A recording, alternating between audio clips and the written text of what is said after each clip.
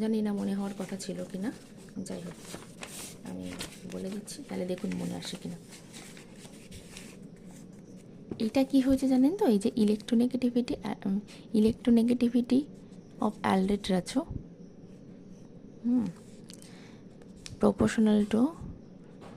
proportional to z effective by r square of covalent। এটা হচ্ছে এর ফর্মুলা।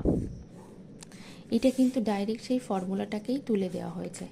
সুতরাং আমি দেখব এখানে কি directly proportional to Z effective, এটা তাহলে সঠিক বলা হয়েছে। আর এরপরে হচ্ছে inversely proportional to R square, তাহলে 1 এবং 4 কোথায় সঠিক বলা হয়েছে সেটা দেখে নেব আমরা। প্রথম অপশানে কিন্তু 1 এবং 4কে সঠিক বলা হয়েছে। এই ধরনের প্রশ্নগুলো কিন্তু খুব ছোট প্রশ্ন এবং ভীষণ সহজ এবং ডাইরেক্টলি তুলে দেওয়া প্রশ্ন।